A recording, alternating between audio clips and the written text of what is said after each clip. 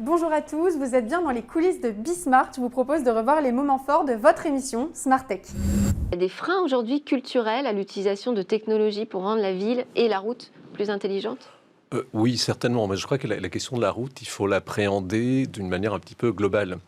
La route, c'est aussi ce qui roule dessus. Et aujourd'hui, on est dans une mutation vers ce qu'on appelle les routes de 5e génération. Donc au départ, très schématiquement, la route, c'était juste un axe de transport pour faire circuler des véhicules. Aujourd'hui, cette route doit devenir communicante, entre autres, pour s'adapter aux nouveaux usages. Et dans ces nouveaux usages, il y a la voiture électrique qui commence à circuler de plus en plus. Plus tard, la voiture autonome, et la voiture autonome va devoir communiquer à la fois avec les autres véhicules et avec l'infrastructure. Intelligente, est-ce qu'elle peut être économe énergétiquement? Parce que finalement, là, on parle d'installer des capteurs, faire tourner des algorithmes pour analyser des datas, communiquer avec des voitures qui sont autonomes électriques. Tout ça, c'est de la consommation.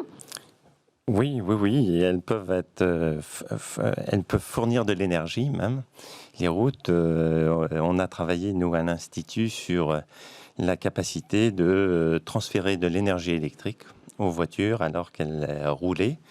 Et ça a été fait déjà en 2014 au travers du projet Fabrique qu'on a mené au sein de Et ça, l'Institut. comment ça marche?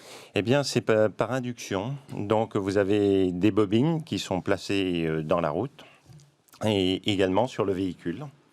Et il y a transfert d'énergie. Est-ce que vous estimez que la France, justement, a une recherche très active sur ce sujet de route autonome? Alors oui, tout à fait. D'ailleurs, vous parliez du platooning à l'instant. En fait, on est impliqué dans des recherches sur le platooning avec Altaroad et l'IFSTAR, qui est maintenant l'université Gustave Eiffel. C'est beaucoup plus facile. Ah bah oui. Donc oui, on a énormément de startups qui sont très actifs sur ces sujets. On a des grands industriels.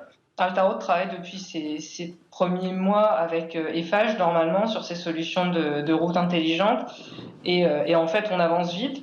Aujourd'hui, on est soutenu par l'Europe très vigoureusement, par le European Innovation Council, pour développer nos innovations françaises tout à travers l'Europe. Qu'est-ce qu'on va faire là pour avancer sur ce sujet? Je pense qu'une route intelligente, c'est quand on a une information qui vient de la route et qu'on en fait quelque chose. Alors, une fois qu'on a dit ça, on commence avec un péage, on commence avec de l'information sur la route d'accidents ou d'infractions. Et puis après ça, on rajoute de l'information et on trouve des cas d'usage de plus en plus intéressants. Moi, ce qui me semble extrêmement positif aujourd'hui, c'est que la démarche a été enclenchée. De plus en plus de projets sont à l'état de ce qu'on appelle de proof of concept, enfin d'essais en conditions réelles.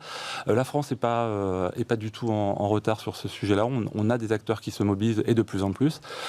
Donc le point positif, c'est que au plus on aura de l'information, au plus on aura des acteurs concernés qui travaillent ensemble, et au plus on apportera des solutions qui ont un vrai impact sociétal.